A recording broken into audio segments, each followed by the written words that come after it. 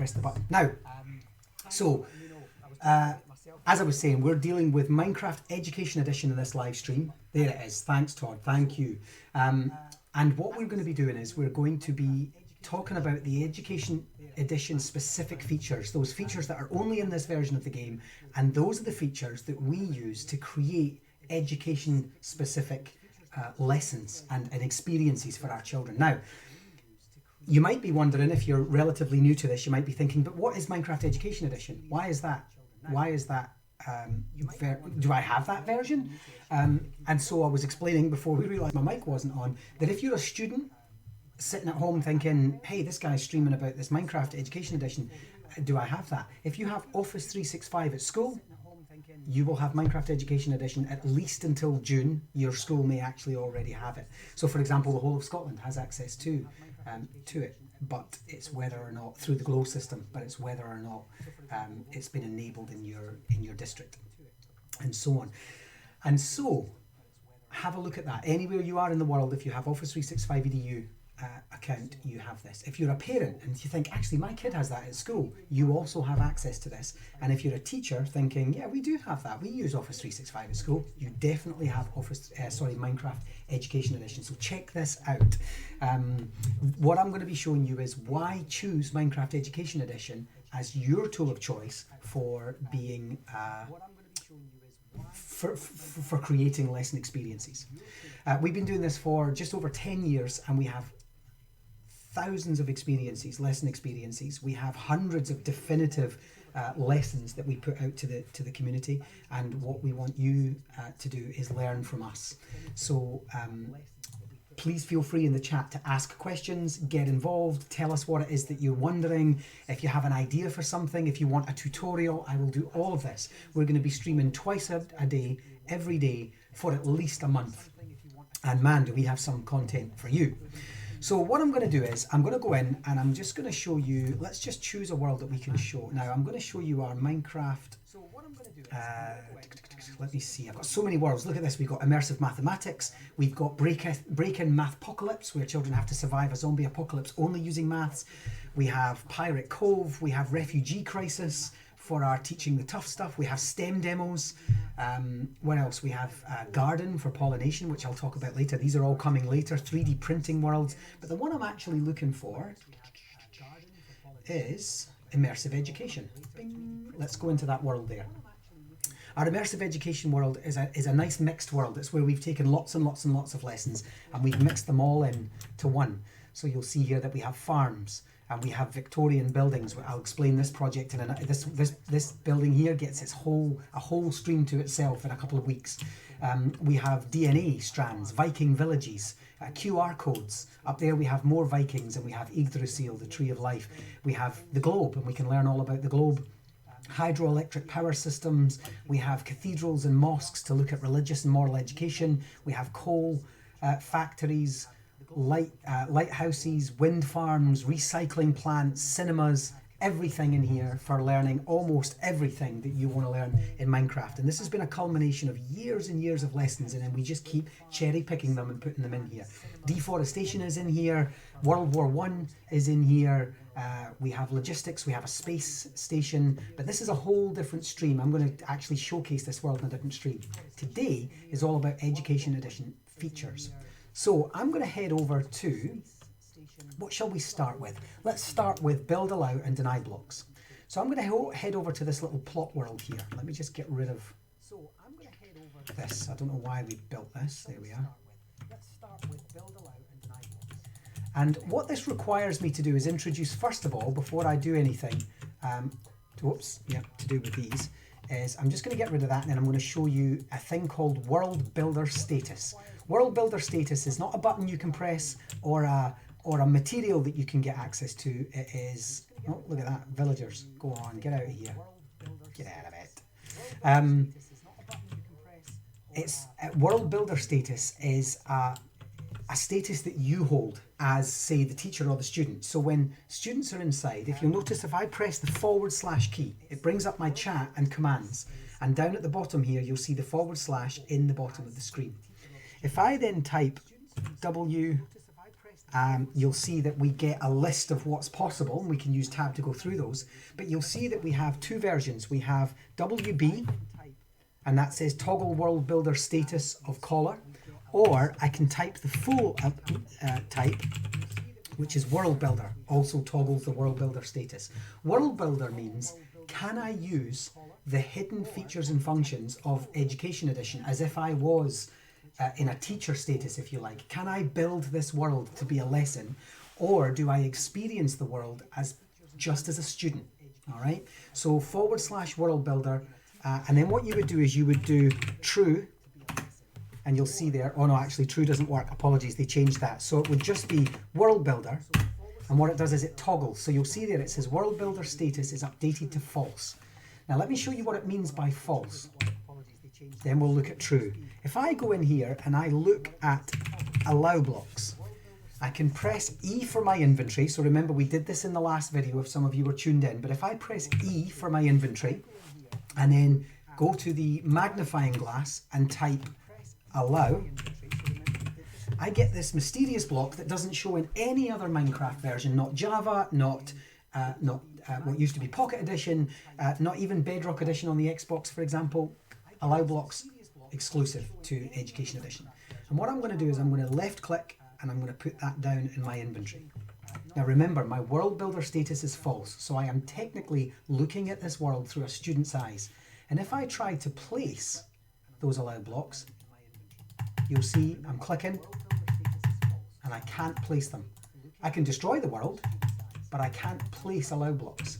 That would be the same if I went and got myself deny blocks. So I press E and I get myself deny blocks.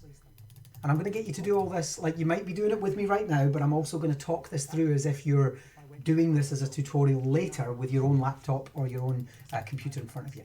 I can't place them, but if I type /WB or / world builder and press enter, you'll see in the top right it says world builder status updated to true. This now means that I am a teacher status, if you like, world builder, and I can place build and deny blocks. Allow and deny blocks.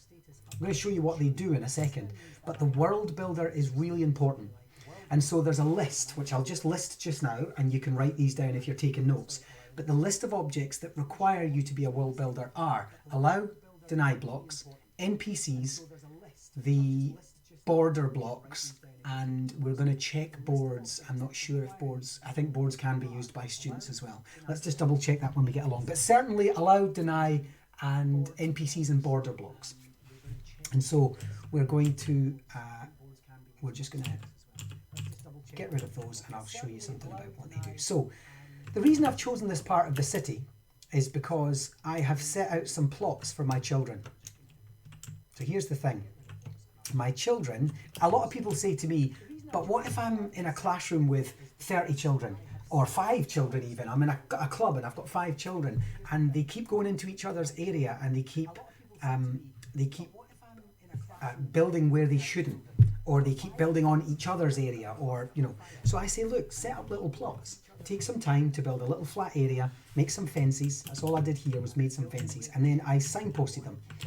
So this is student 8 plot, and this would be student 9 plot, for example. And when I go in here, you'll see that they have a little plot. This is where I want them to do their lesson. I want them to build their version of DNA, or I want them to build a piece of land with a small farm, and we're doing mathematics, and we want to know that their land can do X amount of crops, X amount of carrots, times, you know, and we're going to do that. Yeah, something that's plot based, something that's area based.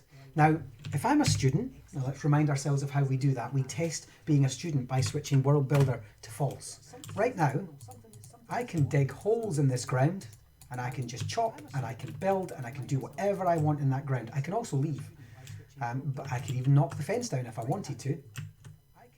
Yeah. But what if I had selected, and here's the crazy thing, they can also go and they can chop the world down around them. They could go down to the beach and they could chop this down, and they could chop that down, and they could take things away. And I don't want them to do that. I want them to stay within their little, I'm going to fix this. I want them to stay in their little plot. So here's the thing. In one of the last videos, we looked at the settings. What we can do is we can go into settings of this world, say we're the host of the world. We're the teacher. We've just set up this world and we want our children to join us. In fact, I'll take you out and show you how to do this properly. Let's imagine we're starting this world again and we go into the settings of this world. This is one of the worlds we made earlier. Ignore the fact that says pyramids. There we are. We're going to go all the way down to the bottom, and in our settings, and you can see how we do all of this in a previous video, but if we go to show classroom settings at the bottom, you'll see immutable world. So let me just show you that one more time. You go into the world, you go into the world settings, and you go all the way down to the bottom, toggle show classroom settings, and check for immutable world. I'm going to switch that on. And what that means is, can the world be mutated? The answer in this case is, or is it immutable? Can it not be? And I'm going to say in this case, it cannot be mutated. The children can do nothing with it. So now I'm going to go in and I'm going to go back into that world. I'm going to click play. And I've made it immutable. So if I'm in student mode, which I am, I can do nothing. I can't chop, I can't build, nothing. It doesn't matter if I'm in the pen. Do you remember that bit that I knocked off over here earlier? I can't do that. I can't go down to the sand. I can't knock anything out in the water. The world is entirely untouchable to me. So then, as a teacher, I can go into teacher mode, remember /WB, and I can take allow blocks. And I can say, okay, I'm going to destroy and place. Left click, right click, left click, right click, left click, right click. And I'm just going to do that quicker for the sake of the demo. Oops. I can even bury these, so let me just, after I finish this row, let me show you what that looks like buried. So I can put one there, one there, one there. And then I can cover them over, but we'll just do another row. And then that will probably make about half of this pen. Oops. There and there. Okay. Doesn't matter how deep down they are. And then what I can do is I can cover these. Here we are. So, what that means now is, if I go back to student mode, /WB, and we look for it up at the top, world builder status updated to false, so I'm now a student, you'll find that I can't touch anything here. I'm going to try and place. I can't place anything, but I can place here. So suddenly I'm allowed to place anywhere where there is one of these below me and above. I can place anywhere above the allow blocks. And so if I did that, if I just took an hour of my time, you know, teachers spend a lot of time planning for lessons. So if I just make these up, these little plot worlds, alternatively, you can just contact us and we can send you out a little pre-made plot world, or tell me how many kids you've got and I'll set it out for you. And we'll get that out to you as a single world that you can just stick your kids in. But ultimately, you just take the time to make those little plots with allow blocks, and then your children can only build inside that plot. And then you just assign them a plot and say, right, David, you're over there, Sarah, you're over there, Todd, you're over there. And then you give them their plots. The same can be said for deny blocks, except deny blocks work in the opposite way. So let's go back out to our game settings. And actually, I'm going to show you a different way of doing it. We can do this with settings now. And then when we go all the way down to the bottom and we click on show classroom settings and then untick immutable world, the world is no longer immutable. So even if I'm in student mode, WB true, sometimes I have to toggle it back and forward just to make sure. So I'm back in student mode and I can destroy anything I want. So I'm back in student mode. What I now want to do is I want to say, well, I tell you what if we wanted to make something not breakable? What if I didn't want my kids to break something? So say, for example, a student has already made this lovely creation that looks like this. And that's in their plot, that's their statue or whatever it is we've asked them to build. And I don't want other kids to be able to destroy it. I can protect that using deny blocks once it's been done. So you do this afterwards.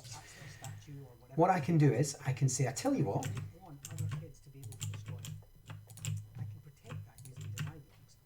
I know that is the pattern. If you're looking down at it from above, that I should have used a different color actually. Let me use a different color. That would have helped. There we are. So that is that pattern there. And I'm just going to change the, there we are. Let's just change that.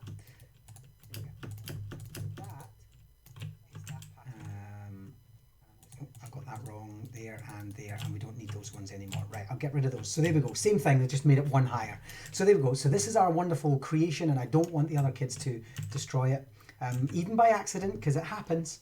So what I'm going to do is, I am going to place a deny block. So I need to be in teacher mode, remember, /WB, world builder true. And I want to place a deny, a deny, a deny, a deny block, and a deny block. Now let's just cover them up, and let's imagine that they just aren't even there. Okay, as far as the students are concerned, there's nothing there except what the other kids made. If I now go to student mode, and I can destroy anything else except that, even the outside ones, because underneath there's a deny block that says you can't touch me. And just to prove concept, /WB as a teacher, let's just get rid of that one, and let's imagine we'd forgotten to do it at the back. /WB to become a student. I can destroy anything else. I can even build, but what I can't do is destroy this one or this one or this one, but I can destroy that one because we forgot to put a deny block in there. So deny blocks protect things up above them. A great lesson for this actually is bomb shelters from World War II. And so what I quite often do is, I'm just going to go and make this something that's, we'll just imagine we're building it over here. So say you were doing bomb shelters of World War II and you wanted to do something like, you know, the old Anderson shelters in London and Coventry and places like that. And you wanted them to go down. So you're going to dig this space out, and then you're going to say to the kids, okay, I am going to give you a series of pieces of furniture and ideas for storage inside your Anderson shelter. But what you're not allowed to do is, of course, change the sides of the Anderson shelter. So we'll just make sure, actually it would have been mud, wouldn't it? So I'm just going to build this out as mud. And this is a live lesson that we've done. This has been done before. So there we go. So there's our little access to our chamber, our Anderson shelter. And then above that Anderson shelter would be, let's take iron. I'm just going to put that into my inventory, and I'm just going to say that our Anderson shelter would look a little bit, in fact it would be, it would be slightly wider. Let's do it this way.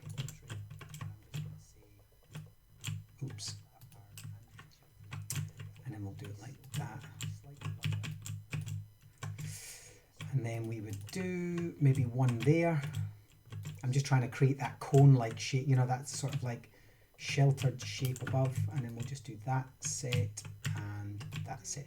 So there's our little Anderson shelter, which leads downstairs. And I want my kids to be able to go in there. This could be packed with mud in here, you see. We're doing World War II, whoops, Anderson shelters. None of this is important, but it is for me aesthetically, so you can get the idea about the lesson. There we go. And then that as well, because they would have packed it with mud for the reinforcement. So there we go. So that's our little Anderson shelter. The bomb, the air raid sirens go off, and we go down, and then we'll get ourselves a little lantern. Whoops. Spell that right, so that's lantern. Now remember, every time I want to search for something and I happen to know the name of it, I just go into my magnifying glass and type it in here. If you don't, you just search using the magnifying glass by looking around. So say that's our little light hanging there. Here's the thing, I don't want the children to extend the walls, because the kids will go, Anderson shelters are really small, I'm just going to give myself another metre, because we generally consider blocks to be a metre cubed. I don't want them to have a metre. Anderson shelters were what they were. They were designed to be compact. They were designed to be one size. Quite often you dug the hole and then placed the shelter in because it was a prefabricated piece of material. So what I would do is I would take the deny, being the teacher. Oh, I've already got those.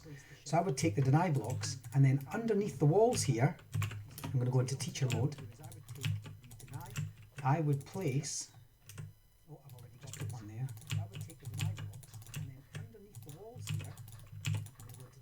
then we'll put one there and one there and one there and one there. And it means when we put the mud back, here's what our children can do. Let's jump back outside and make ourselves students again. When they go back down, they're ready to start their lesson. They've been given this bomb shelter and they've been asked to go down. And then what they do is they say, right, first thing I'll do is I'll dig out the walls. And they can't. The walls are stuck. They have, whoops, I got rid of my light. They have a set space within which they can't, we could even do the floor. Well, you couldn't do the floor actually because you'd want them to build on that. They could dig down, but we obviously tell them not to. But what we can do is we can say to them, right, let's get our bed. And so we're going to make a little bed. Let's take brown. It's unlikely that it was fancy colours. And actually, just a little hint, if you want a bunk bed, you can't place a bed on top of a bed, but what you can do is you can place some soil and a bed, then you can get rid of the soil and place another bed, and then you can maybe get some wood. Let's just take some log,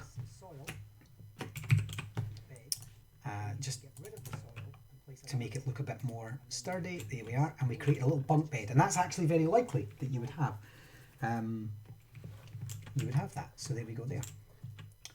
So that's a nice way, because quite often teachers will say to me, I love it, I get it, I can see what it does, but is it only used for protecting student builds like the one we did over there? And I say, well, no, actually, there's lots of ways you can do that.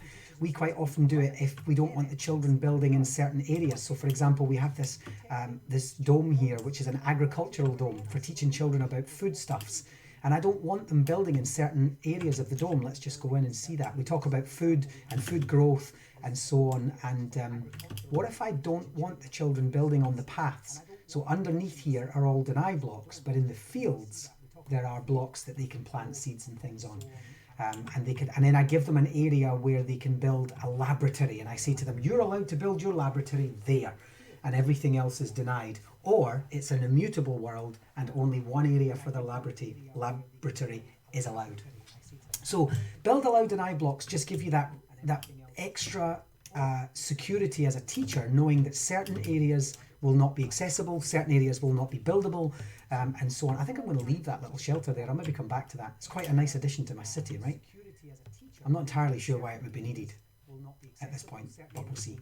Actually, we could try this. We could do...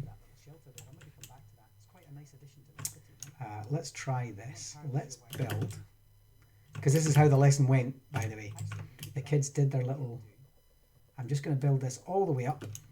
Then I'm going to get rid of every other one except the one at the top. There we are.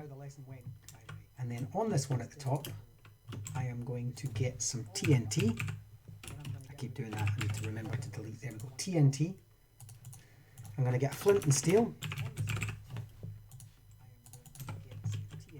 Oh, I got rid of the TNT. How ridiculous, right? There we are. And then what I'm going to do is put the TNT there. And then I'm going to light it and get rid of that. There we go. That's all. There's a hole. So that could have been a bomb. That could have been a World War II bomb. But it's okay because my guys were down here when that happened. How cool is that? This is my bomb shelter concept. And so so that is our build, allow, deny blocks. Come back to this video. It's going to be on YouTube, Twitch, Facebook and Mixer for you to visit. And hey Chief, nice to see you, Mr. Cow, viewing on Twitch. So the next thing I want to talk to you about is border blocks. So let me just press, I'll show you a little hint. If you want to get rid of anything that's in your inventory, you just type /, which brings up your chat, and you type clear, /clear. And when you do enter, you get rid of everything. And it's really nice when you're doing demos to just get rid of stuff. And so you might have noticed these red things that have been kind of coming up out of the ground. See these little red sparkles? They're coming from border blocks. That was the bomb. I see what you did there, Todd. I see what you did. And by the way, Todd, I think congratulations are in order. Am I right? We haven't seen each other since your great news. I'm really happy for you. So here we go. We've got in here you'll see where they're coming from. If I just stand, I'm going to go teacher mode so I can get on top of these things, but you'll notice that if we kind of stand this way, you'll see that they're coming from there. These are what's known as border blocks. And the way border blocks work is, again, they're for helping you to kind of keep areas, keep students, or in some cases, the entities, and I'll show you a great example of this, out of a given area.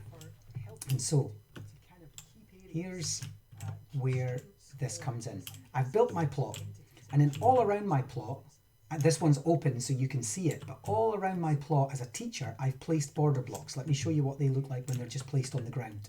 They look like that. There we are. I bury them underneath, and then as you can see, we just cover them over. So if I open that up, you'll see that they're underneath there. Okay, border blocks do not let you out. They're invisible, essentially, but they don't let you out. My only issue with border blocks, and I'm going to put this out there just in case anybody on the Minecraft Education Edition team is tuned in and listening, is I don't like the red stuff that comes from them, and I know why it's there. It's to help you to see where they are if they're hidden. But it's just not a great effect for some of the lesson worlds that we're trying to build. And so what we've ended up doing is changing that so that they don't emit that stuff. But we've had to do that in the coding, and most people aren't able to.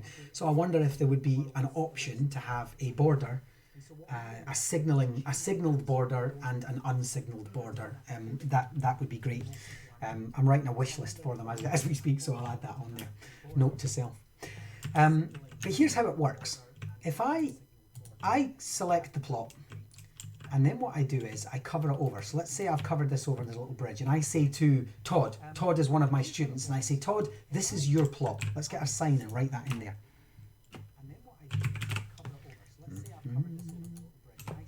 There we are, and we're going to put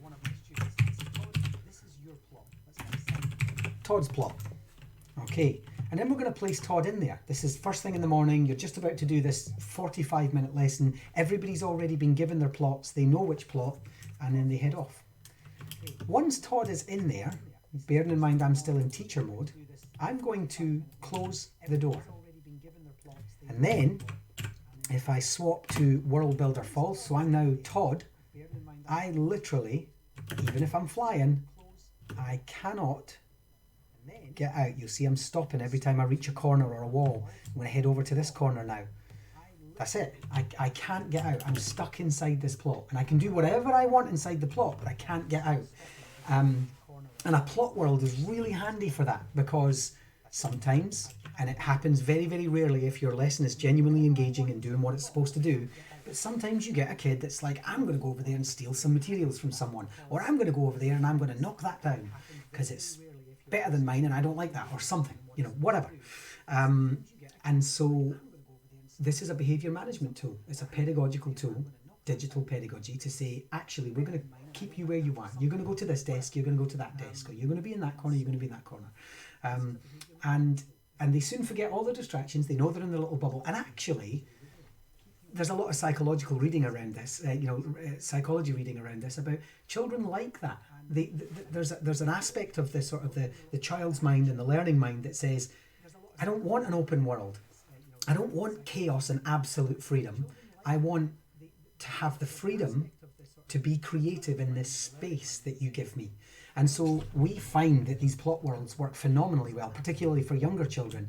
It's too much for them. It's overwhelming if you say to them, hey, welcome to this world. Go find somewhere to build. They're like, oh, and they go and they take ages to find a plot and a little piece of grass that they can build on, or they want to build in that particular area because it's got nice trees. Take that away from them and say to them, I've given you this gorgeous little plot world. Everyone's been given a little plot. Go build on it. They love it. They absolutely love it. And it's one of the reasons that plot worlds in particular, which is a type of Minecraft world in Java, is so popular. When you get on servers, they have plots that they can go into. It's like self-policing. It's just incredible. So, and then when it's time for Todd to get out, the teacher can come along and say, nice one, you're finished, Todd. Out you get. Bearing in mind, this would always have been there. And so these would always have been covered up. But not for this demo. There we are. And so what we end up with is this little thing. Now, here's the thing.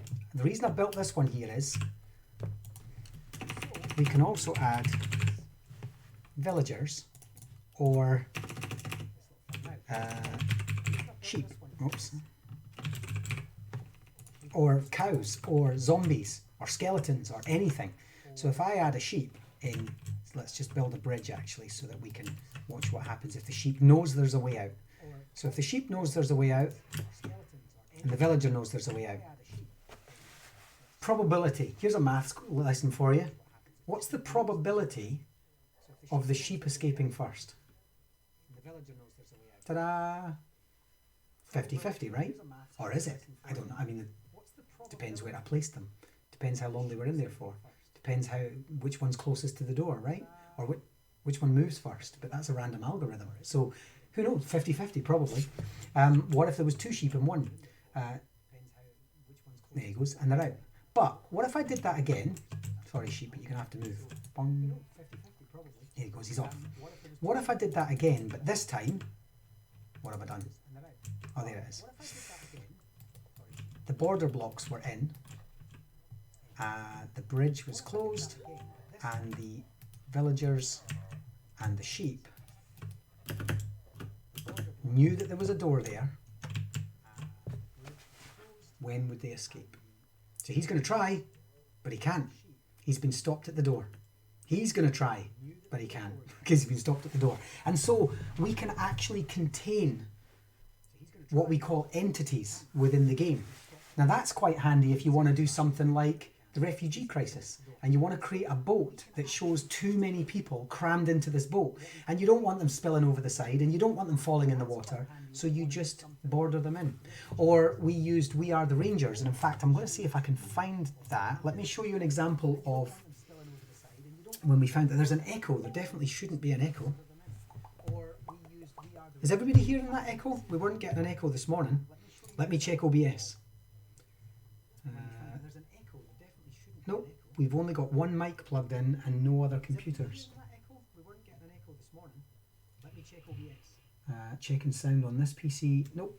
And on that one, nope. The webcam sound is off. And headphones are in. I don't know what you're hearing there.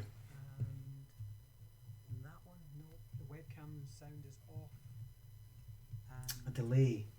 My other broadcast.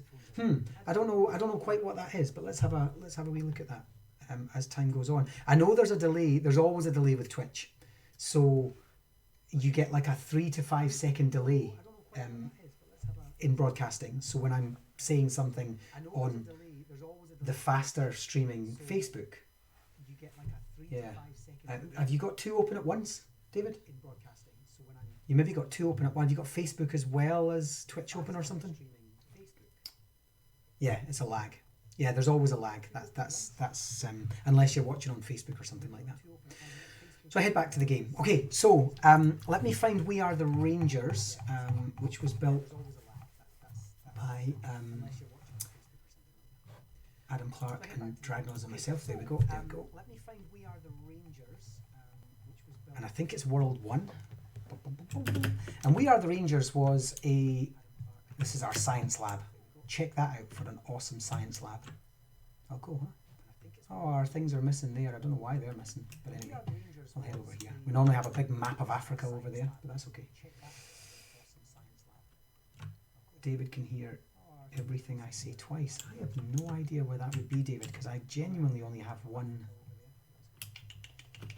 I only have one mic plugged in. Let me know if anyone else is hearing that problem though, because I need to fix that going forward. But we didn't get it on this morning's video. But if I head off to, so this was all about exploring the roles of rangers in Botswana. And one of the things we had to do was this guy here. This guy here, we made a rhino with a tiny head. Check that out. Cool guy. But Richard is, and we're going to do NPCs next. It's not because I'm on, I shouldn't really put too much time into this, but there's definitely no reason why there should be an echo. How bizarre. Anyway, Richard is a rhino ranger, and he looks after the rhinos. And so I needed to show Richard looking after a rhino. And the problem is, if I take a rhino, and in this case a rhino is a sheep. Is it? Yeah, a rhino is a sheep, I think. Oh, I need to be teacher mode to spawn these. Oh, a sheep is an elephant. Whoops. There we go. What's a rhino then? A rhino, it can't be a cow. It can't be a pig, because a pig's a warthog. I don't know what a rhino is.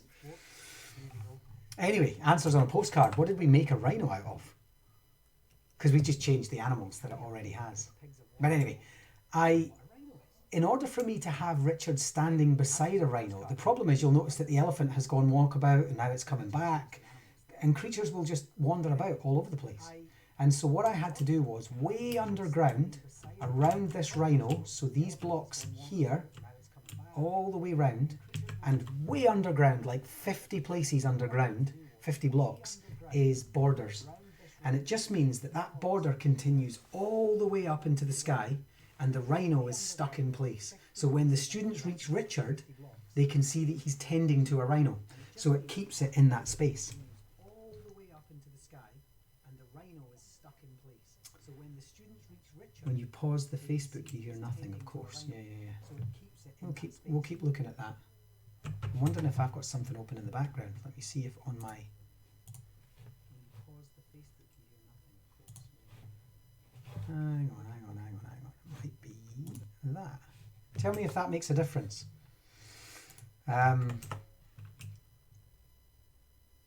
Yeah, tell me if that makes a difference. I'll keep talking and you can let me know. So what we've ended up with is this rhino stuck in place, being bothered by snakes. I'm not entirely sure why. And then that gives us our idea of what... Oh, there's warthogs there, look at that. Hey, little guy. Yes, you. And a baby one. So that was a nice way. Teachers will quite often say to me, that's great, but what is it used for? Let me go back to the original world and show you another way we saw it used in Turkey. We were working with a group of kids. That did it. Thanks. Yeah, it was. I had my stream paused in the background, but for some reason it was, I don't know why, but it was creating some sort of echo. So we'll, but it was paused, so it doesn't make sense, but that's okay. Let me go back into this one. We did a lesson a few years ago. It was about 3 years ago in Turkey. And the kids wanted to do the fall of... Now, I can't remember. I need to get this politically correct. Is it the fall of Constantinople? Or was it the conquering... I can't remember how they say it, but there's a very particular way they say it, and I apologise to anyone from Turkey who needs to have that said in exactly the right way, but there's a historically correct way of putting it. And what they did was, the kids were really clever, because I said to them, we need to show what happened the night the breach was made, the breach in the wall. And so what these kids did was, they built the wall, because they wanted to show this massive Constantinople wall, and it was impressive what they did. So we're just going to make that. This is the front wall, this is the big wall. And what they did was, they brought this in, that it kind of looked like that. And this was let's just imagine this side, the closed side, is the defending side, and they had turrets on it, and it was beautiful. They'd really put time into the architecture and so on. And they had archers up on the roof and so on. But what they then did was, they did border blocks. Now, I'm going to do this on the outside, but they actually did it underground so you couldn't see it. And as they went into teacher mode, because your students can do that if you allow cheats to be on, which you can see more about that later. But what they did was, they created a funnel system, a funnel design. Just going to chop those ones out like that. Whoops, there's a hole there. There. And then, that's not quite the same design, is it? Boom. There we are. So they created this really cool funnel design. Then what they did was, they filled it, I've already got villagers, they filled it with villagers. So these were the attacking forces who were looking to get into the gates. Now the problem is, they don't have anywhere to go. They have literally nowhere to go, and they're all bundled in there. And then, and this was huge, I mean, I'm doing it on a tiny version, and then the kids knew that when the time came, I'm just going to add a few more in there, when the time came that the breach in the wall was made, there we go, so there's plenty of them, and they're all desperate to get in, you know, like Lord of the Rings style, they're all piling up against the wall and they're attacking. And then they knew that if they did this, whoops, wrong way, I got it, I was one too much to the left there, boom, boom, somebody makes the breach, and then if we just watch what happens, come on, one of them doesn't want to go through, the first one goes through, and then they were attacking, and the next one poured through, and the next one, there's one there that's just stuck, I don't know why, he's not enjoying himself, and they poured through, there they go, there's another 2, 3, 4, and before you know it, Constantinople has fallen, and there's a battle, and so on. And the kids loved this. They thought this was the best thing. And then they would restart again, fix the wall, put the enemy back on the other side, and they were on the other side waiting with swords and bows, and they wanted to see how many of them they could. Except they didn't use villagers, they used zombies. And so, of course, what would happen if you did that, let me just kill at E. Sorry, guys. Let me just, we're going to make it nighttime. Time set night. There we go. We're going to make it nighttime. Then what we're going to do is we're going to get, and we have to make it nighttime because zombies burn in the day. We're going to get zombies. Now, I don't think I can place zombies because I think I haven't allowed, my settings are peaceful. So I'm going to go easy, difficulty easy. That means I can have monsters. And then what I'm going to do is I'm going to fill it up with zombies.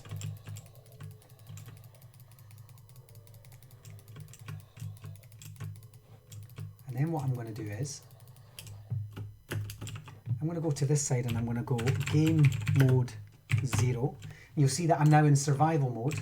Actually, I should give myself a pickaxe first, just to make this far easier. This is what the kids were doing.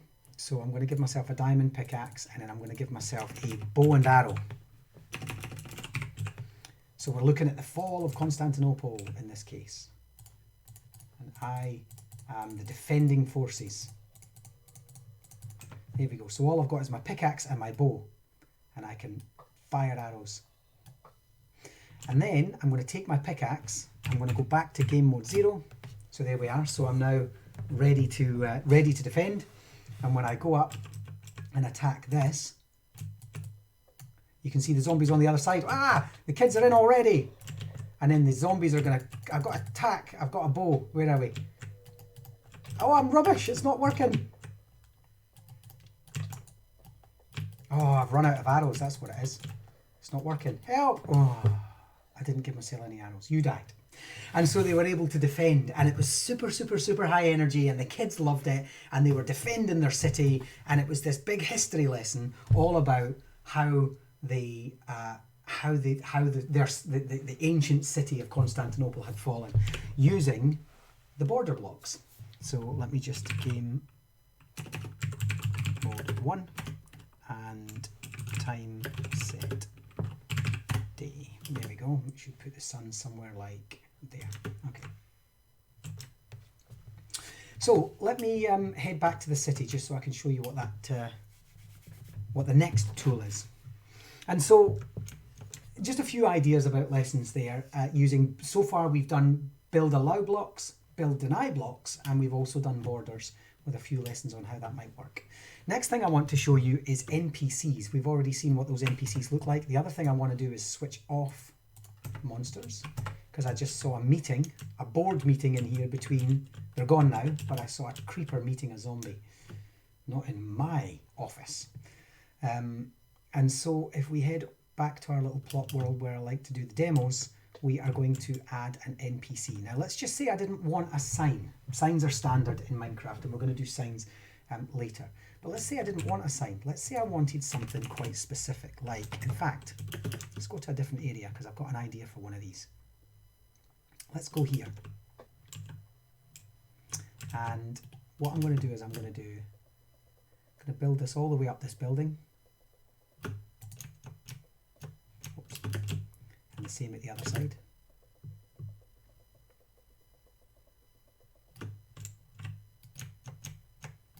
Let's do that.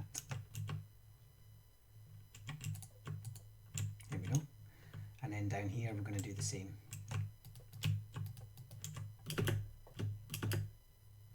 And I actually want this to be one higher with a, let's get slabs. It'll make sense in a minute when you see what I'm doing.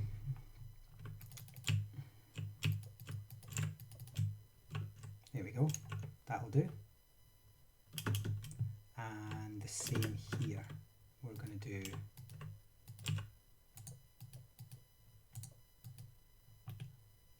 actually, we will just leave that one in there for, there we go. Bing. So what we're now going to do is we're going to create an NPC that tells us something. So if I go into here and click NPC, now I need to be in world builder mode to place these, and there's one there. So I look down at where I want to place one, and I'm going to place say here. Let's just go back to our thing just now. I'll come back to this in a second. And then what I'm going to do is I'm going to right click on my NPC. And it's right clicking on my NPC that allows me to rename them. This is Dave. In fact,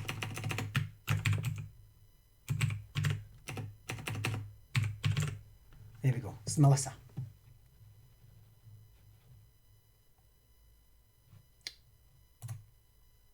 There we go.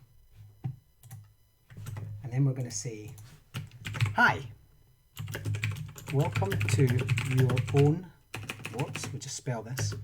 Now I did that, sorry, I meant to say I did that by clicking Edit Dialogue. So we're going to do, welcome to your own bomb shelter. I would like you to XXXYZZZZZ. I would like you to etc, etc, etc. This is what I want you to do.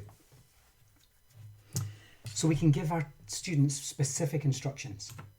We can even give them using advanced settings materials, but let me show you before we do that what this looks like. If I go back to student mode and the kids then come into this lesson, the kids can then go up to this Melissa and go click and say, hi, welcome to your own bomb shelter. I would like you to, so then they take their instructions and they head on in and they do that. Now, what is really important is you can do so much more with that. Let me just check.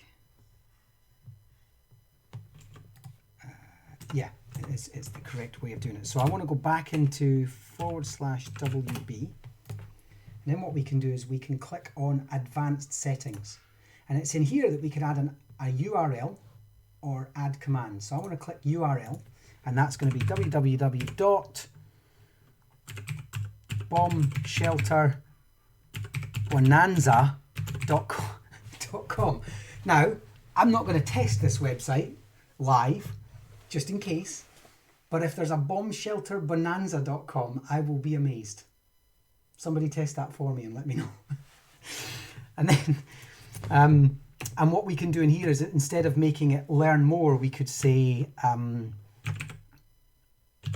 research here. Because we want them to research bomb shelters of World War II and look at what their designs and so on were before they go in and build one up. So let's have a look at that.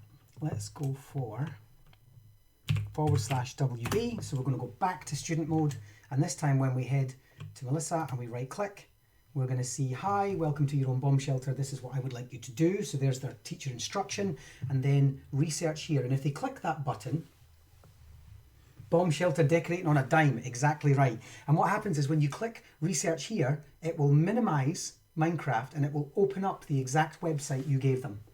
So you can lead your children to resources outside of the game. And it doesn't think about that. That just has to be a web link of some kind. It doesn't have to be a website. It could be a OneDrive location with multiple things in it. It could be anywhere on the cloud, of course. It could be OneNote. or you know, your Google Suite, or any of those sort of outreach cloud-based things. Doesn't exist. Thanks, Todd. I love that you checked, Todd. I love that you checked. And by the way, if I was you, I would buy that website, because if things keep going the way they're going, we might need it. So research here, minimize, maximize. The web takes you to any location you want, and you can make that button anything you like. But here's what else you can do with them. If we go into spawn NPC this time, and I'm just going to have him, let's build, and I need to be a student, I need to be in teacher mode. So I'm going to have him stand, why is that not letting me? Oh, look at them, they're not allowed in there. There's loads and loads and loads of them. Dun, dun, dun. There we are. That's because that is not high enough. Look at that. So there's a height limit. Your NPCs are actually slightly larger than 2 blocks. So let's just go up and change. You just bought it. I bet you did. I bet you did.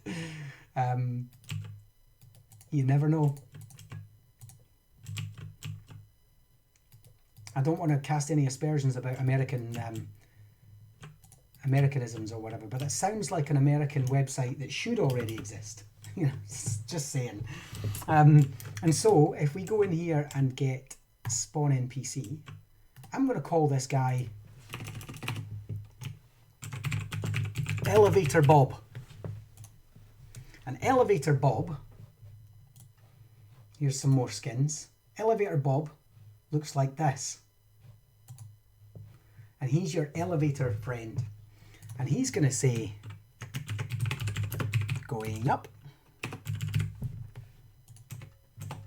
There we go.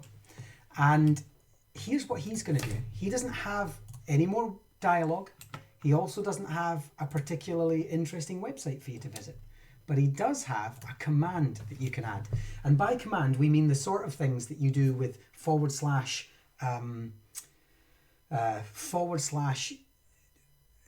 time set day, or / weather clear, or that sort of stuff. So what we're going to do is we're going to type in here / teleport at player, and then we're going to leave it there because I need a location in a second. And so I'm going to come back and get my location. Now, you'll notice that I always play in the top left-hand corner with my coordinates online. My coordinates are always visible. And you'll notice that as I fly up and as I fly down, I get a different set of coordinates. Our Z coordinates in the middle there, X, Y, Z, there we go. And so where I want to go is right here. And that is, and I'm just going to write this down, so let me get myself a pencil and a little bit of paper. In fact, I've got a whiteboard beside me, so I'll do this real quick here. 1661,186. Bump.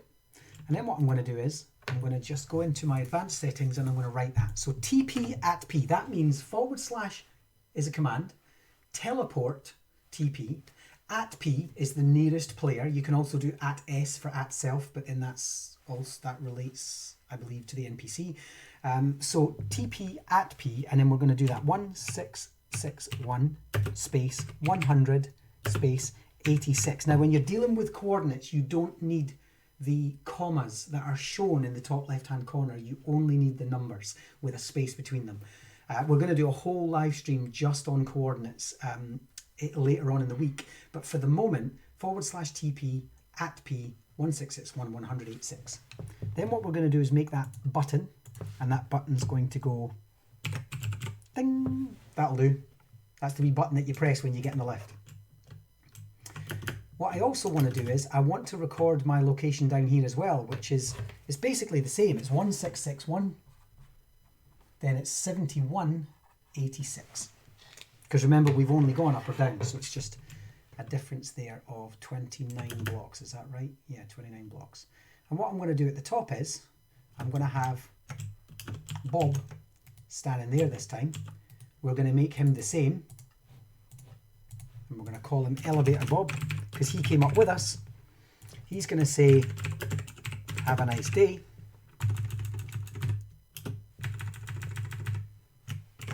In fact, no, the reason, well, we could. Let's try that first. Let's have that. So when we go down to the bottom, here's what we're going to do. So as a student, /WB, we're going to walk into the elevator and we're going to go, hey Bob, and Bob's going to say, going up, ding. And when we press the button, we automatically appear at the top. So let's do that again. We're going to go in and we're going to say, hey Bob, how you doing? He's going to say, going up, ding. We're going to press that button and we automatically teleport to the top. So we can create lift systems. Commands can create these nice little functions. Now, I've just done a lift system, but imagine you built a museum. We have one over here. Imagine you built a museum and you said to the kids, when you go through this door, you go to ancient Egypt. So let's try that. Let's imagine that you're in your museum. And I'm using this as an example because we've actually done this for the National Museum of Scotland. And you come inside and there's a little door. Let's just say there's a door over here. And that door is largely blocked. It's just, we'll head back round. And inside that door is an NPC. We've already got one, there we go. And that NPC, let's go back to teacher mode, is, whoops, that's because they're slightly larger. Remind myself, I keep doing that, there we go. And that NPC is Curator Egypt. He's the curator of the Egyptian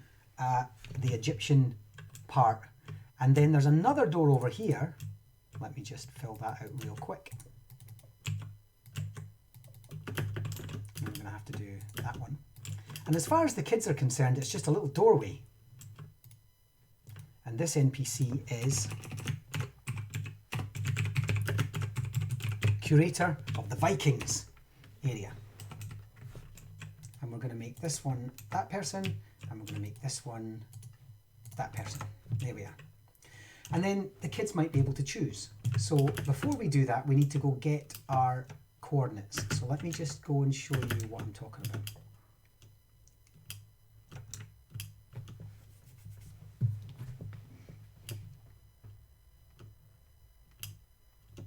Here we are, ancient Egypt, with some maths thrown in, and ancient Rome in the background. But this will be an exciting trip for the kids, right? This is our history zone. We have World War I, we have Pompeii, the Romans, the Egyptians, and the Vikings further on. So here we go. So this is ancient Egypt in here, and I'm just going to take these coordinates. So I'm just going to write Egypt, and that is 1298,66,585. And then to save time, I'm just going to go straight to the Egyptians, the Vikings. And actually we'll take you to the exciting Vikings that are way up the top. These guys are boring. These guys stayed at home, didn't raid anyone, got fat and lazy, just didn't bother. Whereas these guys up here were brutes. They raided Eastern Europe, they raided Britain, they raided Ireland, landing on Rathlin Island first and raiding the church that was there, and eventually raided France. Somebody's been watching Vikings. And then, so there we go. So this is our Viking village up here. Here's the longhouse. So we're just going to stand outside. In fact, let's go into the longhouse. The longhouse is exciting inside. There we are, look at that. Whoops. So suddenly, we'll go there and we'll have some mead. So I'm going to take those coordinates. So that is 1844146768.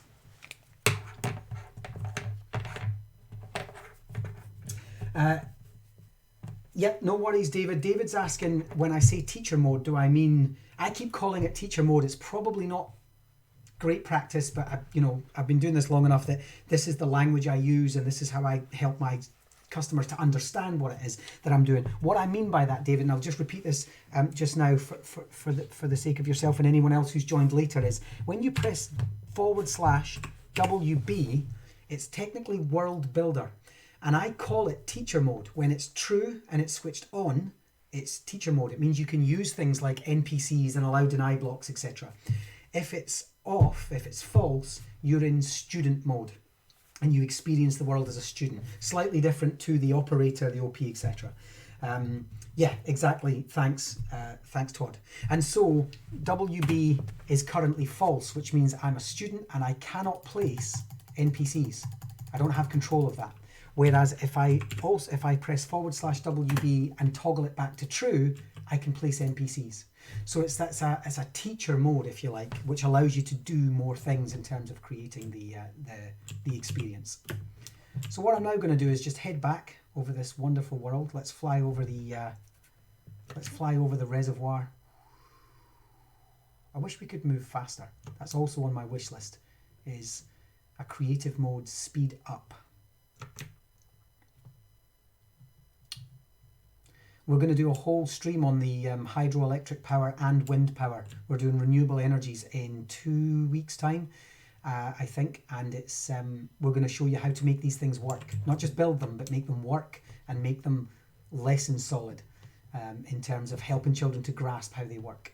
So where was I? Oh yeah, I was back at the museum, wasn't I? We're also going to do mathematics, which involves the storage space. We're going to do solar system, looking at space and planets and so on. We're going to do gender equality and teaching the tough stuff. There's so much still to come.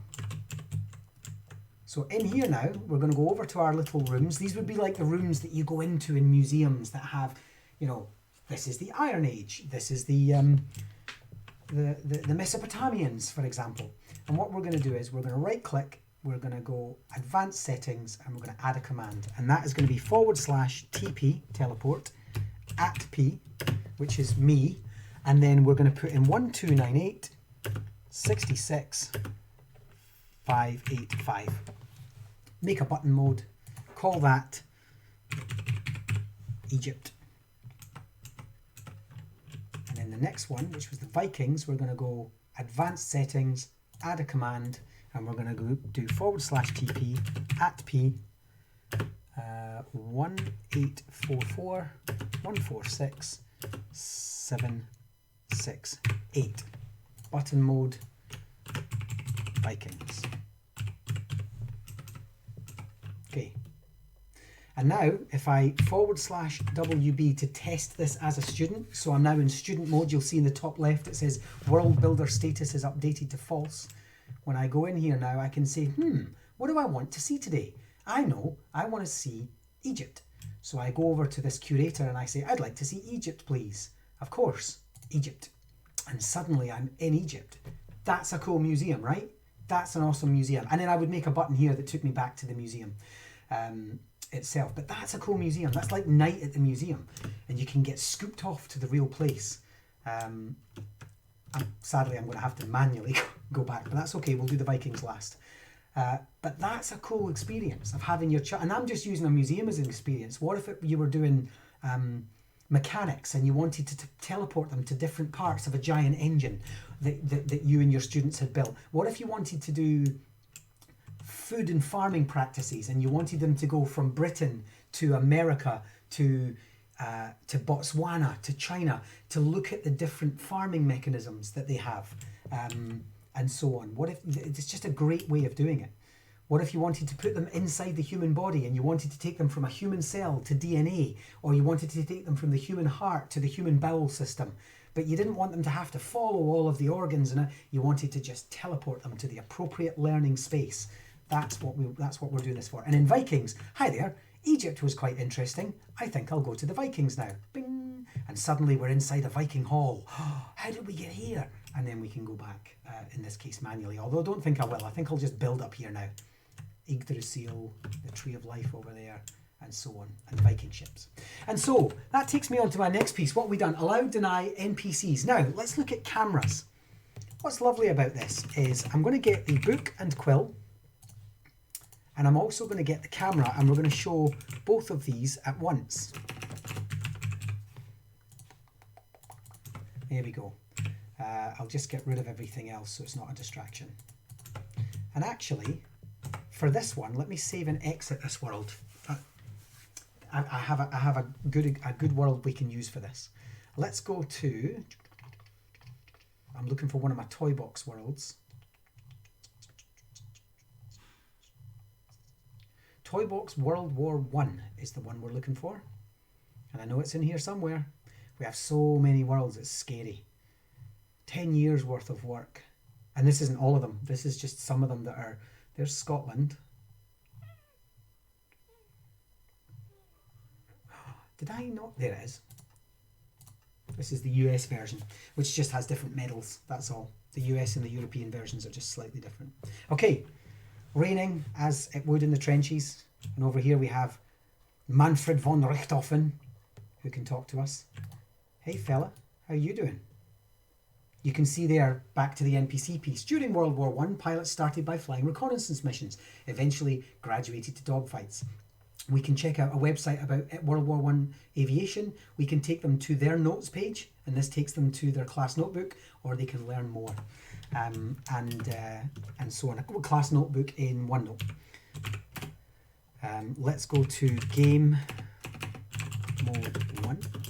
So we can fly around. This is our World War I trench, and I'm just going to stop the weather, because the weather can be hampering, certainly when we're in a stream. But if I just stop the weather, you'll see that we've actually contained the entire World War I trenches model into an old World War II briefcase, as if it's been opened up, and inside is an example of the war. We have a glass, a broken glass which has flooded the land. We have artillery bombardment. We have a poppy field. These are all lessons. We have NPCs down here. We have tripwires. Artillery falls from the sky, and you have to make an artillery run to get more ammunition. It's fantastic. It's an absolutely fantastic, set of lessons that we have, and I'll post where you can get a hold of stuff like this later. But for the moment, I want to show you what the book and quill and camera can do. Okay, so with the book and quill and camera, if I right click on the book and quill, you'll see that you have pages that you can fill out. This is really simple to do. And with the camera, you'll see that I'm carrying the camera, and I can go around and I can take photographs. I'm going to show you how to use both individually and merge them. So first things first, let's take the camera. Let's imagine that we were a war correspondent and that we had to catch, or a spy, and we had to catch pictures of the enemy lines. So in this case, I'm going to go up to the top and I'm going to get a picture. Just by right clicking, I've got the camera in my hand, and I'm going to right click, and I'm going to go up, and I'm going to go into this bunker. Oh no, you know what I've done?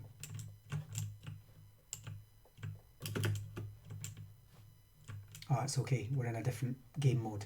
I was going to say I've just released the artillery, but I didn't. Let's assess the damage. Let's see what the damage looks like. Here we go, and we'll get a picture of the plane in the sky.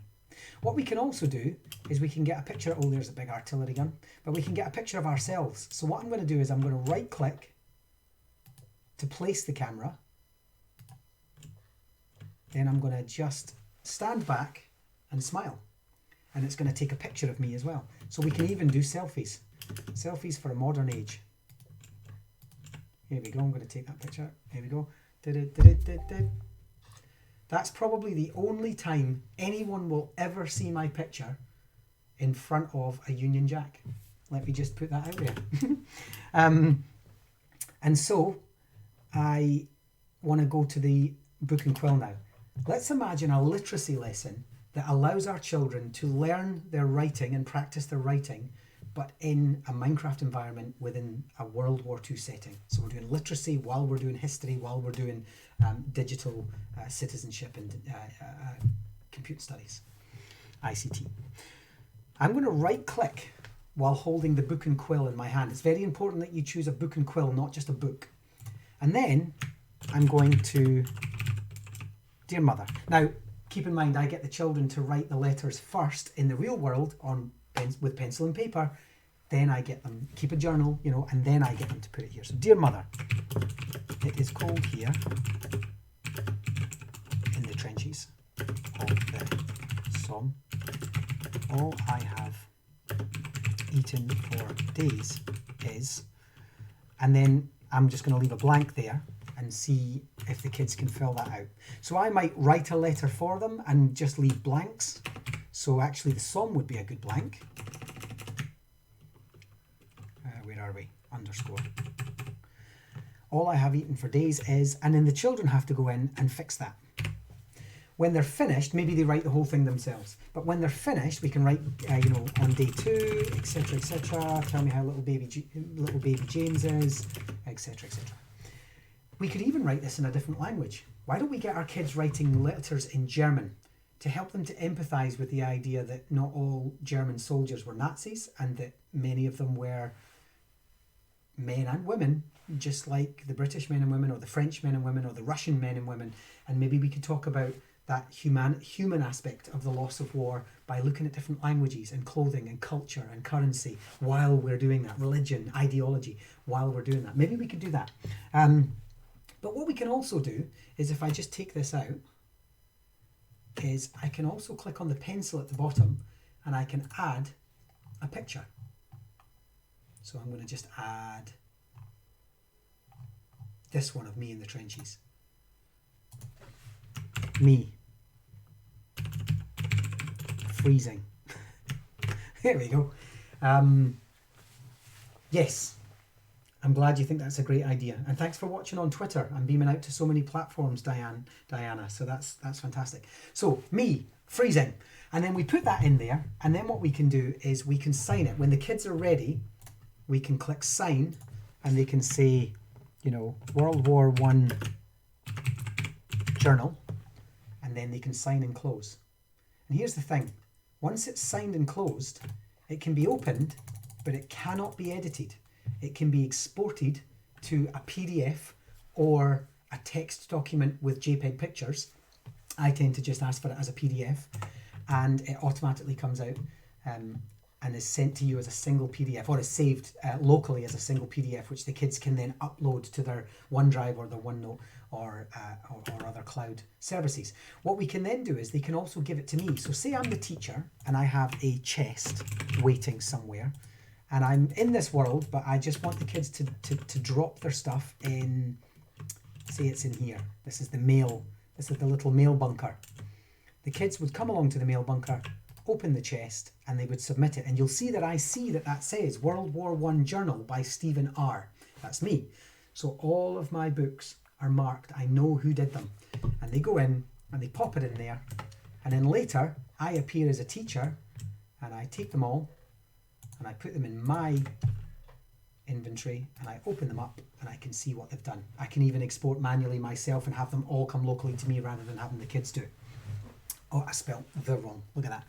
And I can mark them on their grammar. I can mark them on the extent of their literacy skills. I can mark them on their spelling. I can mark them on how many things they got right. Did they mention the Somme or Ypres? Did they talk about the kinds of food that they've been eating? Has their research been reflected? Has everything I've taught them over the last 3 weeks been reflected in this 10-page letter that I wanted them to do? How do you give them a book and quill to fill in? That's a great question. So there's 2 ways of doing that. They can either get their own Diana. Diana's asked, how do we give them a book and quill to fill out? If we press E and we go into our inventory and we search for a book, we can take a book and quill. And we can take that and another one and another one and another one. And then what we can do is we can go in here and we can place all of the empty book and quills in there, and we can just let them come and get one. There's 27 spaces in there, so we might create a double chest just by putting one next to the... Whoops, why did that not work? How interesting. Look at that. So we can create a double one and then just that gives us more spaces, so we can do that. Alternatively, get the kids to do it themselves. I don't always have the kids in multiplayer worlds. Some people really get quite agitated about, what happens if this is multiplayer? What if it... And I say, actually, I give my kids their own version of this world and I let them do it themselves. And so they can just go into their inventory and they can get a book and quill. They can do it themselves and then they give it to me. So there's different ways of doing that. But I would definitely recommend, if you've got a multiplayer game, give them a place to go and take a book and quill, and they're able to do that. How do you leave one that's... yes, so good. How do you leave one that's pre-filled out? So there is a... I'm trying to decide if time-wise I can show you how to do a clone command, which is really, really nice. You know what? I'm going to do it. rather than making it a separate stream, although I think I'll do it as a separate stream later. It's a great question, Diana, because I have struggled with this myself and then learned a clone command which allows us to clone the book as often as we need it to be. So here's what I would do. What you could do is you could pre-fill one out. So let's just say I take one. Say you've only got 3 kids and you know it's just going to be easier than doing a fill command to say, you know, letter X and blank, blank, blank, blank, blank is the answer to blank, blank, blank, blank, blank, etc. Oh, I spelled answer wrong, but it doesn't matter. Okay. Say that's what you want to do. Don't sign it. All you then do is you just take that and you put it inside there, and when they lift it out, they will have that version in there. No, let's do it. And it's great that you want to Google it, but let's actually do it because it works wonderfully. It really does. So here's what I do. I'm going to take that. Oh, actually, I need to check if that does work.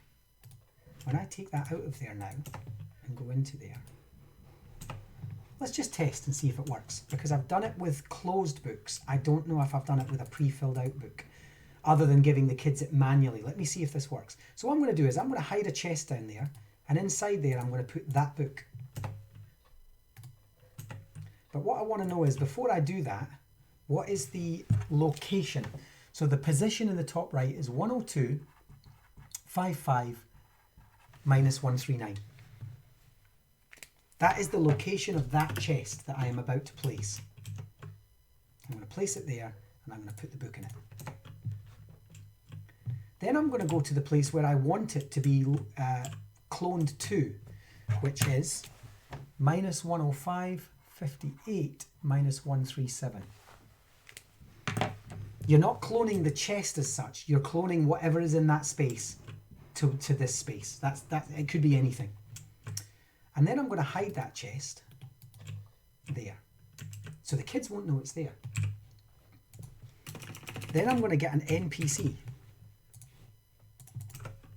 and we can make him, there we go, we can make him a rather dandy looking British soldier called General Bookings. General Journal, that's what he should be. I should have thought of that. General Journal. And what he's going to do is, he is going to have a command, which is /clone, and then we're just going to do minus 102.55 minus 139. Remember your minuses, they're super important. If it's a minus, use a minus. If it's not, don't. But it's equally as important.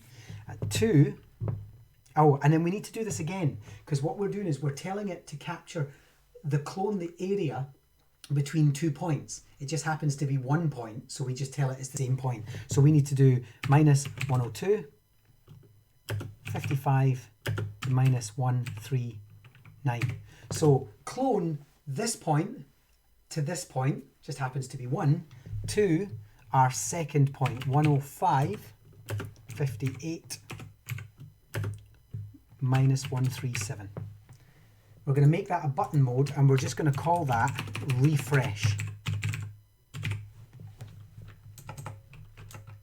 So now, when our students visit this chap as a student, /WB, remember our original book is down there.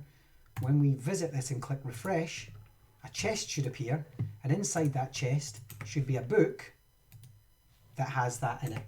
Now, I've taken it, you'll notice that I've taken it out of there. I'm actually going to take it away and destroy it. So I'm just going to take it over here, and I'm going to throw it in the next trench, which is there. There we go. I no longer own that book.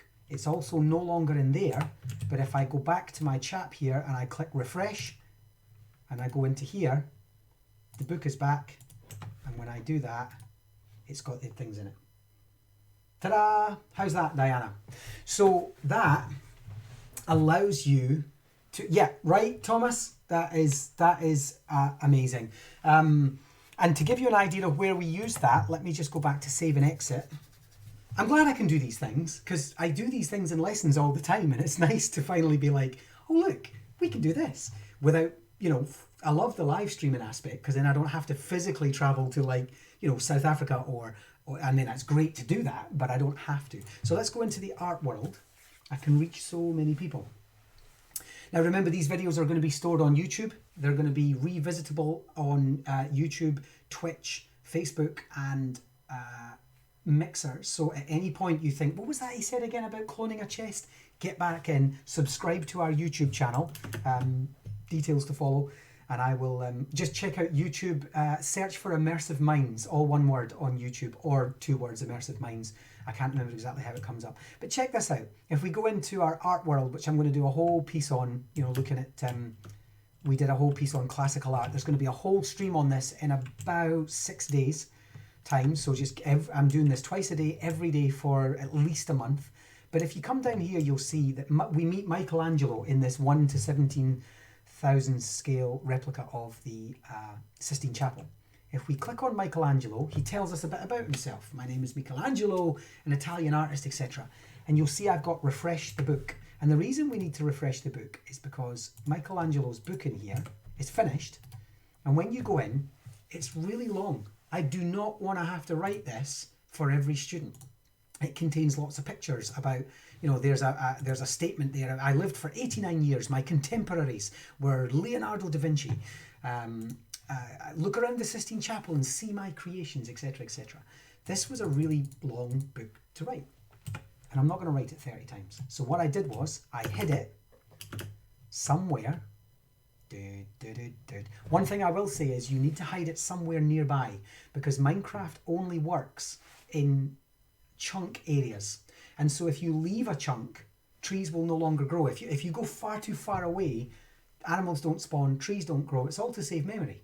And so if your book is too far away and you say refresh the book, the computer's like, well, what book? Because it's too far away. It's forgotten it had a book. So somewhere nearby in here is the original book inside a chest. And let's just say I even get rid of the chest. When I click on Michelangelo, because kids will do that, kids will go, oh, miss, I got rid of the chest. If you click on Michelangelo and you click refresh book, you get your chest and your book back. Let's do it again. And now we have 3 versions of exactly the same book, and we can go and give it to 3 separate children if we want to. And so this is the world we originally learned to do that in. So there's lots of little hints and tips over the next month that I'm going to be showing you with stuff like that. And so since we're in the art world, and I'll just do it in the gallery here, we've done photographs, we've done pictures, we've done book and quill. What I didn't show you, which also links to that, is the portfolio. Here we go. We've almost had 100 people in tonight, by the way. Across different platforms. Twitter's got a bunch, Facebook has a lot, Twitch has got a number of in it, and also Mixer and YouTube. So we've got almost 100 people in watching this from all over the world. It's fantastic. Your portfolio is, oh yeah, it's going to tell me that there's nothing in there, and the reason there's nothing in there is because in this particular world I haven't taken any pictures. There's a thing to remember. Your portfolios are linked to the world that you took the pictures in. You can't transfer them over in game. So if I want to take a picture of this guy, hey man, smile, bleep. Whoops, I'm going to have to get further back from him. NPCs don't like you to get too close because then they want you to talk to them. And I'm also going to take a picture of that. And now when I open my portfolio, this is different from a book and quill, it's just a portfolio. You can see and caption your pictures in there. So art guy, art sign, there we go. And you can delete them if you want, and you can keep, say you take 10 pictures but you want the one that's just right, well you can do that, and so on.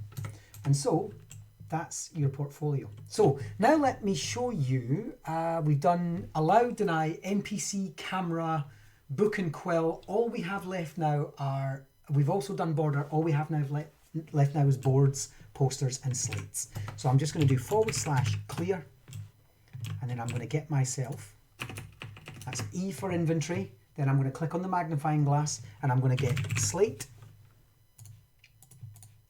I'm going to get poster, and I'm going to get myself a board.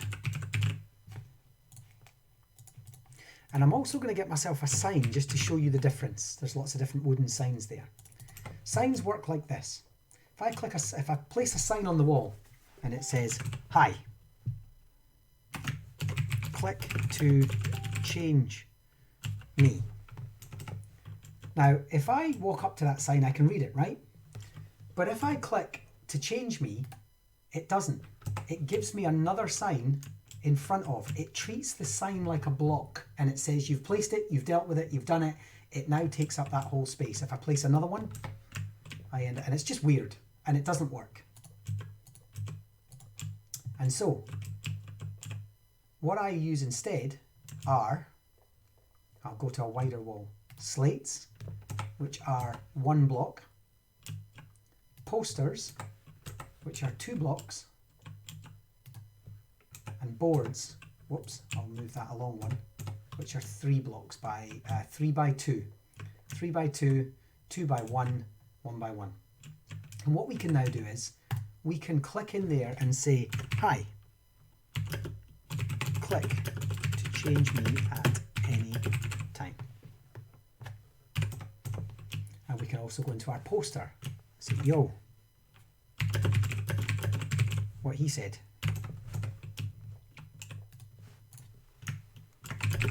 Me too. And you can obviously just get more and more and more on there. You'll also find, compared to the sign that I wrote, test, test, test, that it's actually much easier to see. I can already see the text on there. I can't really read the text on that. So it's much easier to see. Also, time, set, night, you can still see the vibrance of the white on there. You can't see that very well, especially from a distance. And so these are really good. And so I'm just going to do time, set, day. And then what's different about this is if I right click and decide, see, I can change these at any time. Cool, huh? What I'm also going to do is I'm going to hold shift and I'm going to run my arrow key back. And while it doesn't highlight the text, it is selecting all the text. I can also do Control A, which means select all, and then do Control C. And then if I go to my board here, choose a new line and press Control V, I can copy and paste, which is a time saver. It's fantastic. And so what you can do is you can say to the kids, you know, they're doing this art piece, for example, and what they can do is, let me just go into somewhere like the Masters again. So we're going to go into the Masters, and we want to know that this painting was made by it's the banquet scene in a Renaissance hall by Dirk Hals, 1628. And what we can do is we can, and we're going to do a whole live stream on pictures, so don't worry about how we did this. We're going to sort that out for you. What a jolly place, look at that. Cool place, dogs and everything. But what we're going to do is we're just going to go in there and I can say, right kids, now that you've worked that out, we're going to do Control All and copy. And then I'm going to go into my book and quill. So let's get our camera. And maybe another student's already done the work, so we're going to do that and we're going to go click. Or we're going to go up and we have to go back a little bit. Here we go. And then what we're going to do is we're going to go into our little book and quill, because ultimately we know this is going to end up in a PDF anyway. We're going to right click. We might have to fix it. That's because I did lots of spaces to make it look the way it was. But we could just do, okay, banquet scene in a, let's do this, Renaissance hall. I'm just finding my spaces and deleting them. By Dirk Hals, 1628. And then what we can have our children do is write about it. So on the next page, so underneath we're going to say, in this painting, I can see, for example, and then on the other side, they're going to show us what they mean by that. They're going to show us that this is the painting they're talking about. And suddenly we've taken this beautiful gallery world and we have the children writing about it, thinking about it, researching it. There could be an NPC beside there saying, head off to this web page to check out just exactly what happened when this artwork was stolen in 1928 or whatever, and so on. So there's so many ways. You'll see that we've actually used these instructions. One of these paintings is missing a date. Can you find the painting and research when it was created, who created it, and what is it called? It turns out it's this one over here. I think and it's something like man in red cloak or man in hat or something like that, and you can find out when that was made and so on. And so we can give the children instructions. Can you make a picture using only pixels? Find the creation of Adam and see how many pixels separate Adam from God. So then they have to go around and work out which one is that is, and so on. And so we can use slates, posters and signs to give children instructions and have them follow follow instructions and answer questions using those platforms. And so I think I'm going to leave that there. I'll get rid of these because this is an active world that we use and I don't necessarily want it with those in it. I'm going to leave the stream there. This has been a good stream. It's been longer than most. We're now into almost an hour and 40 minutes, but I think it's been worth it. We've covered all of the essentials of Minecraft Education Edition specifically. We've done allow blocks, deny blocks, borders, camera, portfolio, book and quill, NPCs, boards, slates and posters. These are all things that are exclusive to Minecraft Education Edition and will help you to create meaningful, relevant, engaging lessons that matter to your curriculum, matter to your students and have high impact, and will help you with the digital pedagogy that's going around Minecraft if you're in any doubt. Tune in tomorrow at 12. Yes, do ask your question. I'm going to finish up, but do ask and then I'll see if I can get back to you. Tune in tomorrow at 12 o'clock GMT and also 6 o'clock like we did tonight GMT. I'm going to be doing 2 of these every day for at least a month. And tomorrow we're going to be looking at biomes. What can we do with different biomes? Why does it matter to have an ocean biome or a desert biome? What are the differences between them? Why does it not rain in the desert, but it rains constantly in the jungle? And the clever little things that you find in those biomes that can help you to create those lessons using the right environment. And then in the afternoon, we're going to be looking at mobs. What are mobs? What do they do? Why do we have animals? Why are they important? Not just for survival mode, but for lessons as well. How can we use mobs to do math? How can we use mobs to do literacy? How can we use mobs to create environments and systems of thinking that push our children from one piece to the next? Narrative. How do we build narrative with mobs? So when we talk about mobs, what does that look like? In terms of your NPC and code editor, Baldolf, we're going to be covering that, particularly with the code editor. So you might want to look out for that in a future stream. For the moment, I'm going to say goodbye and I'm going to go and eat. So thank you very much, everyone. Good night, stay safe, stay healthy, look after yourself and your loved ones. Bye.